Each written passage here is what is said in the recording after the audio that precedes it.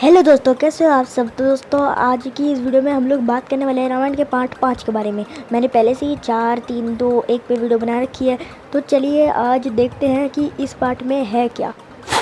तो पिछले पार्ट में हमने देखा था कि कैसे अपने कुल का मान बढ़ाने के लिए और माता की आज्ञा का पालन करने के लिए श्री राम वनवास को चले गए थे, लेकिन अयोध्या नगरी भी उनके साथ चली गई थी। तो देखते हैं आखिर क्या है इस पार्ट में। तो पिछले पार्ट के अनुसार अभी श्री राम वन के लिए निकल चुके हैं और इसके बीच में अयोध्या नगरी भी उनके साथ आ रही है। लेकिन श्री राम को ये बात बिल्कुल पसंद नहीं है कि पूरी की पूरी अयोध्या नगरी वन में चलने, इसलिए श्री राम उनको सोता हुआ छोड़ के रात को आर्य सुमंत्र के साथ अपने रथ पे दूर निकल जाते हैं, जिसे किसी अयोध्या नगरी को पता भी नहीं चलता। बीच में बहुत दूर चलने पर फिर श्री राम, माता सीता और लक्ष्मण ये तीनों एक पेड़ के नीचे आराम कर रहे होते हैं। तो पीछे से श्री राम के बचपन के दोस्त आ जाते हैं। उनको जब श्री राम की दशा पता चलती है तो फिर वो बहुत ज़्यादा दुखी हो जाते हैं, क्योंकि वो उनके बचपन के एक बहुत ही खास दोस्त में से एक थे। बचपन की दोस्ती निभाने के लिए वो उन्हें अपने राज्य में रहने की अनुमति दे देते हैं, क्योंकि वो वहाँ के राजा बन गए थे। इसलिए वो श्री राम को वहाँ पे सब कुछ देते हैं जो उन्हें चाहिए था और उनका बहुत अच्छे से ख्याल रखते हैं। श्री राम को ये बात बहुत पसंद आती है और उन्हें अपने बचपन के दोस्त से मिलकर भी बहुत आनंद मिलता है। दूसरी तरफ अयोध्या में राजा दशरथ की तबीयत बहुत ख़राब होने लग जाती है। वो राम से अत्यधिक प्यार करते थे। उनके चारों बेटे ही उनके पास नहीं थे। भरत और शत्रुघ्न ननिहाल गए हुए थे, राम और लक्ष्मण वनवास गए हुए थे, इसीलिए उन्हें बहुत चक्कर आने लग जाते हैं और इसके बाद उनकी देखने की दृष्टि भी बंद हो जाती है। उन्हें कुछ भी नज़र नहीं आ रहा होता आगे, और उसके बाद वो कांपने लग जाते हैं। फिर वो कौशल्या को बुलाते हैं और उन्हें बताते हैं कि मैं जब जवान था तो श्रवण कुमार को मैंने मार दिया था गलती से, इसकी वजह से ये सब हो रहा है, मुझे लग रहा है। तो ये बात सुन के कौशल्या को भी बुरा लगता है और फिर वो भी राम को याद करने लगती हैं।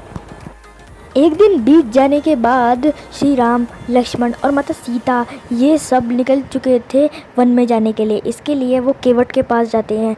केवट उनको कहता है कि मैं आपको अपनी नाव में ले जाऊंगा नदी से पार, क्योंकि ये बहुत गहरा पानी है। उसको बहुत अच्छा लग रहा था कि भगवान आए हैं उसके पास।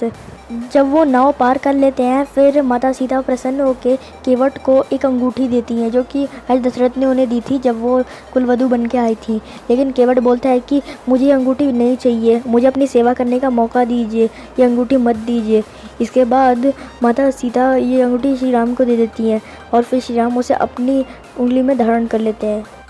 अयोध्या में राजा दशरथ की तबीयत इतनी ख़राब हो जाती है कि अब वो किसी से कुछ बात भी नहीं कर पा रहे थे, अपने बिस्तर से हिल भी नहीं पा रहे थे। फिर उर्मिला उनको पंखा करती है। उर्मिला भी काफ़ी दुखी थी, क्योंकि लक्ष्मण माँ से जा चुके थे। राजा दशरथ ये दुख सह नहीं पाते और वो वहीं पे दम तोड़ देते हैं। इससे बहुत दुखी हो जाते हैं अयोध्या के सारे लोग।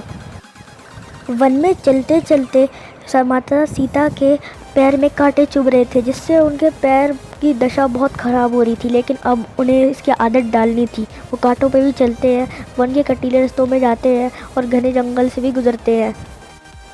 फिर वो बहुत सारे मुनियों के दर्शन भी करते हैं और उनसे कभी ना ख़त्म होने वाले तरकश और बहुत ही दैवीय बाण और एक बहुत ही अच्छे धनुष और कुछ दैवीय वस्त्र लेते हैं जो कभी भी मलिन ना हो। इससे वो बहुत ज़्यादा शक्तिशाली बन जाते हैं और फिर वो महाशक्तिशाली बन जाते हैं और वो मुनि के दर्शन करके बहुत ज़्यादा सुख भी लेते हैं। अब उन्हें इसकी आदत पड़ रही थी।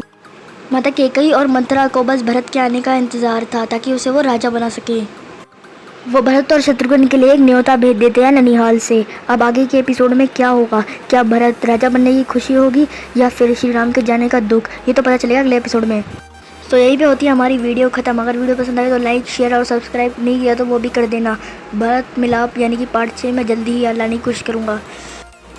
चलिए फिर मिलते हैं पार्ट 6 भरत मिलाप में। मैं जल्दी ही उसे लाने की कोशिश करूँगा। तो चलिए तब तक के लिए बाय बाय।